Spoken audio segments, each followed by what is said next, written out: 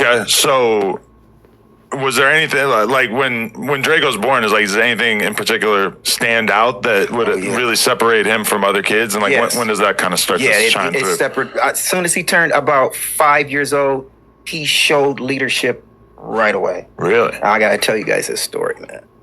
So this is when I knew that Draco was something special and he was like a leader of the pack. I'm like, hey, Darlene, where's Duro at? She said, I don't know. He's in there in the living room. I was like, no, he's not in the living room. She said, well, maybe he's out there on the front. In the front. I went out there. He wasn't out there in the front. Nobody has heard this story before. That's the scariest thing, not knowing where your kid is, trying to figure out where is this nigga at and what is he doing. What's the deal, y'all? What's the deal, y'all? What's the deal, y'all? We're Sharper tapping in TNN Trap News Network. Back at this thing, like cracking this thing here at TNN Trap News Network. It's like a news you can use. It's like a knowledgeito. You're not gonna get nobody's college-ito. Big dog tapping with that tapping to make sure you're in fact tapped in with that good tap in. Hit us with a like, with a comment. With a good subscribe for everything we got going on here at TNN Trap News Network. It's that news you can use. It's that knowledgeito. You're not gonna get nobody's college-ito. Big dog tapping with that tapping to make sure you're in fact tapped in with that good tap in. Hit that like, hit that comment, hit that good subscribe button. Everything we got going on here at TNN Trap News Network. Finna jump into this content, but before we do, hit that like, hit that comment, hit that good subscribe button, notification bell, hit all. Stay tapped in for the latest and the greatest of everything we have going on here at TNN Trap News Network. News and you can use and good knowledgeito. You're not finna get in nobody's college-ito. We finna slide over here, man. Drakeo The Ruler's father. Talking about his relationship with Drakeo The Ruler's mother. Talking about that good old heartbreak, man. We done all been there. We done all been there. Let's get into this content. Without further ado, so let's get into it. Let's go. And so, come to find out, his mom used to always walk, because she liked to exercise and stuff, get up in the morning, and she would walk up Normandy to the donut shop. What's that big donut shop over there? Kendall's. Is it Kendall's? The big one with the big donut on Normandy and Century. Right across the street from the Taco Bell. I used to live on 101st in Vermont. I already know exactly what you're talking about. Huh? Brandy's? Oh, the lady was telling him. No, it's not Randy's. Adam, mind your business. Where's your mother at, boy? You know how that go. Yeah. I mean, my kid is almost 5, and like the idea of her even walking down the street is like so crazy. Like it would just never happen. We was nervous. We was panicking, and he up there trying to get a donut.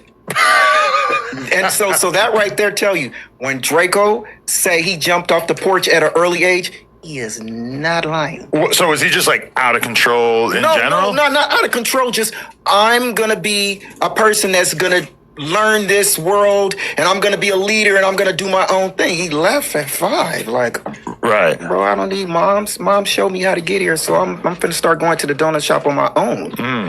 It's like, no, you can't do that, son. You can't be just...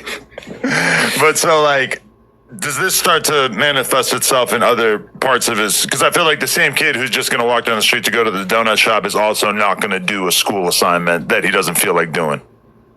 Well, that kind of stuff. Well, he's not going to just get a job, part-time job. Yeah, you know, and Duro liked the attention, because I was getting reports from when he was in elementary school from the teachers, and they were telling me that Duro liked to make the whole class laugh, and everybody, the teacher class clownington, say something, he'd be in there clowning, making all of the other students in there laugh, and he would be in there making music, playing the beats with his hand, and doing his little raps back then. Yeah, he was something else, man. And Lord forgive, when we taught him the candy game, what did we do that for? The selling candy outside places. Oh, yeah, man, why did I do that? Because they was like, Dad, we want to make some money. How can we make some money? I'm like, what y'all need some money for? Oh, Dad, we just want to get some money. I'm like, you guys don't got no bills, no responsibilities. Y'all don't need no money. I said, all right, I tell y'all what y'all can do. Y'all can get some money. All y'all got to do is buy a box of candy. And you buy a box of candy for this amount. Candy game was sick. Candy game had the hood and the chokehold. $100, and you can make like 2 to 3 times the amount. How we gonna do that, Dad? I say, okay, so you pay $6 for the candy, and then you sell each candy bar for X amount of dollars, or $1 or whatever it was, and then you double. Oh, okay, yeah, Dad, I want to do. Duro was I want to do that. I want to do that. Where do we go? I said, okay, we can go to this gas station right here on Manchester and Western. So that's where they started off, right there, Manchester and Western, and they would sell a little candy. I bet some ladies probably. You'd be like, wait a minute, that is that little kid I used to buy. When they see Draco now, they be like, wait, that's that little kid, because his face hasn't changed. Did you tell him hey, it's okay to lie and say that this is you raising money for your basketball team or whatever. Because that's what I feel like kids always do, and they always like normal. They always go for the basketball team, or I'm raising money for my track team, or it's always like some crazy ass sports thing. People just fall for it, or were they just selling candy with no pretense? They just now whether they lied or whether they were behind my back and said that to get extra dollars. That's a possibility because he was really clever and smart. But I would just tell him this is a way to make money, and then he considered that to be his job. He would be waking me up, Dad, can I want to go get some candy. I want to go get some candy, and I want to go to the gas station and sell it. And if they wasn't there, like I said, they would be down there, Louisiana Chicken, down the street. On Manchester, selling candy. And him and Ralphie were how many years apart in age? Not even about a year. Oh, only a year. Yeah, it was like stair steps. Right, and they were just inseparable. Yeah, they was inseparable. Yeah, Duro would be the kind of like the little faster leader guy, and Devontae would watch everything through them eyes, watch everything Duro do. Okay, yeah, we can do this. We can get away with this. And Devontae, just like now, it's like, man, come on. That's crazy. So. At what point, like how old are they approximately when things start to get rocky with their mother? Okay, so I say... It's beautiful to see the relationship that Ralphie has with his brother. It's so sad to see that relationship ended short and taken away from him. And I can only imagine the pain and the frustration that he's gone through as a result of. But, you know, it's just, it's a crazy way and it's a crazy scenario for everybody involved. And it's just hurtful. You know what I'm saying? It's just extremely hurtful. You feel me? They started overriding the perimeter, right about overriding her perimeter. I say about 11 and 9. Because the schools were, from what I heard, the schools were been trying to get in touch with me. And they were like, well, where's his dad at? You know what I'm saying? You know how that go. We broke up. And oh, okay. But that's why I was asking, like, at what age do you guys kind of break up where you were in the house on a consistent basis? We broke up around, I say when they were about 7. Okay. About 7. So then it was that cat and mouse game. I find out where they are. She moved. Tell everybody in the neighborhood. Don't tell my baby daddy where I'm at. If y'all see a man, come over here. Because I had a ponytail. See a man, come over here with a long ponytail. Don't tell him where I live. You know what I'm saying? So it was just that, you know how that go. Everybody knows how this game. That's that baby mama, baby daddy for sure, for sure. Baby mama's playing with the kids, acting like a flu flammer, for sure. Go. When the relationship ends, it gets bitter. And it gets bitter between the couples. And then, okay, I'm punish this dude. He ain't gonna be able to, he got to go through me for everything. And it was bad. Why would you say that it ended?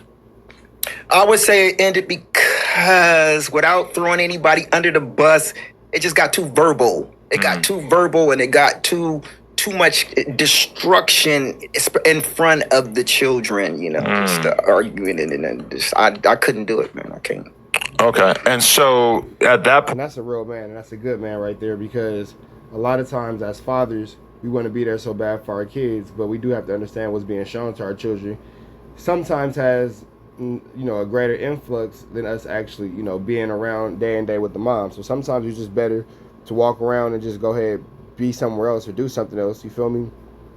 Go ahead and move around and go be a part of something else instead of get into it with the mom where it could be a flu flammer situation that doesn't work out into your favor.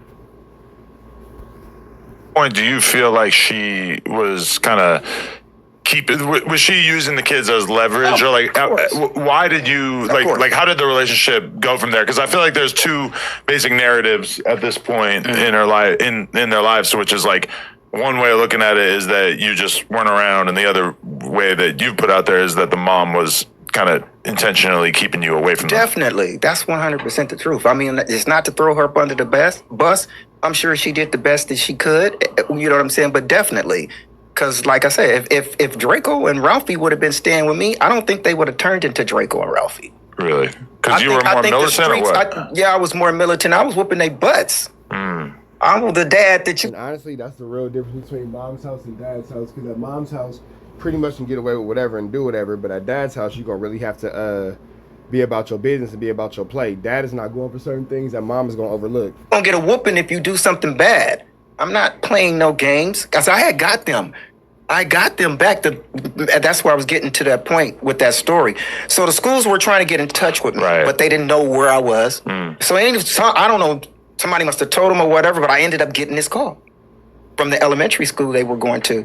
And they was like, can you come down here and talk to us or whatever? So I went down there to the school and I talked to the lady, and she kind of like was like, hey, either one of you guys got custody of the kids? I said, no, we never went to court for custody or anything like that. She said, well, I can't be saying no names and then, but hey, I could just tell the mom that you came up here and picked the kids. So I kind of like read between the lines like what she was doing. I grabbed the kids and I was gone. So I left her with Ivory. As you should. Grab your sons and go ahead and do what you got to do. So them boys got what they need and got what they got supposed to have. And I had Duro and Devontae for 6 months. And I was whooping their butts. And I was getting them in line. They was in line. They wasn't trying to pull none of that on me.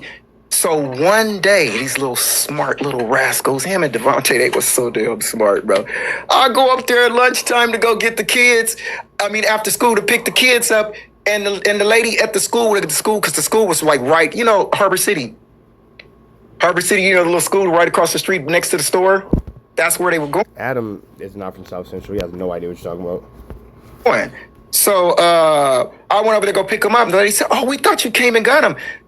At lunchtime, the kids are gone. I'm like, wait, lady, what do you mean? Where are my kids at? Them little dudes, man, jumped on the train and got the hell on.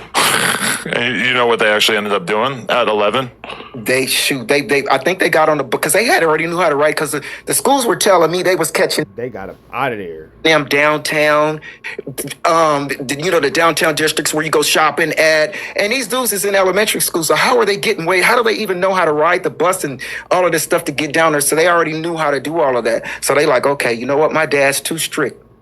We got to get up out of here. We got to get back to our mom.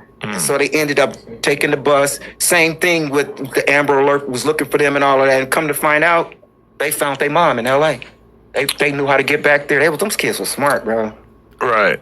So do you feel like the whole thing about it is that maybe their mom was a little bit... Mom had less rules. Mom had less structure. Mom had less room to get my double beat for effing around, and I'm allowed to do what I want to do versus doing what I have to do because my dad's not playing like that. But this just goes to show the importance of black fathers being prevalent and present in a children's life. More naive to what the streets could be like for young dudes like that, and you, meanwhile, grew up very much amongst all of it, and so your attitude is more like we need to be extremely hardcore when it comes to discipline. And, right. Because she was a soft woman, but it's at the same time she got really angry, and it's bad when she got angry. But I was the dad, like, no, these kids are gonna be ready. Like, no, you guys gonna try to pick some options on what you want to do. Hey, y'all want to play some football? I can get y'all on some Pop Winter.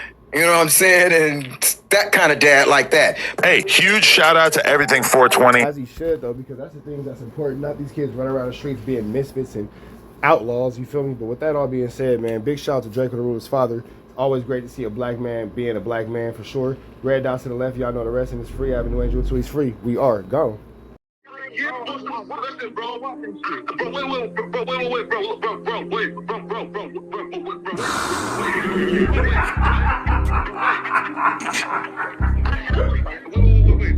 Sexy bands on my name.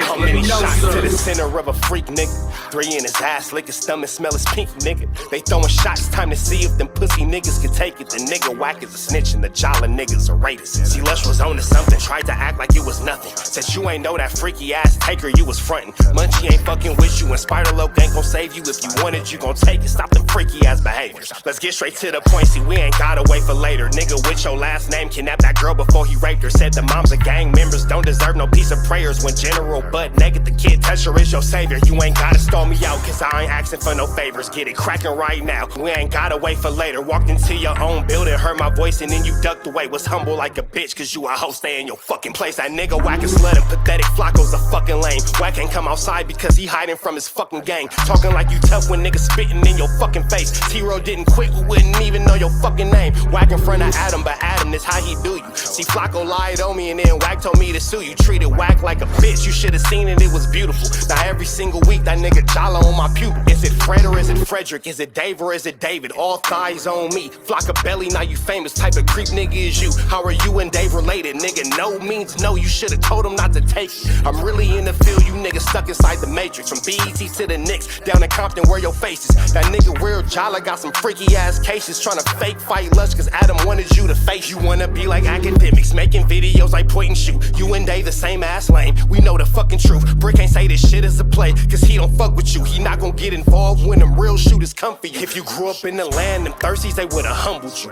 Grew up with them lions, I promise they would've hunted you. I get disrespectful, the next time I'ma punish you. You dirty fat bitch, I swear to God I see the bum in you. Niggas say they shooters till it's time to bring them guns out. Loose can't read and Whack lost his wife to Clubhouse. Treat Whack like a bitch, mark him out before he snitch again. Block him when I see you, I'ma show you the type of bitch you is. Niggas say they see me, they pullin' blick out. I promise that this Glock can make you sit down. Drum with a cooler, one for you, one for your brother. Wrap the string around the mop, sound like your dumb ass when you stutter. Swear to God, nigga.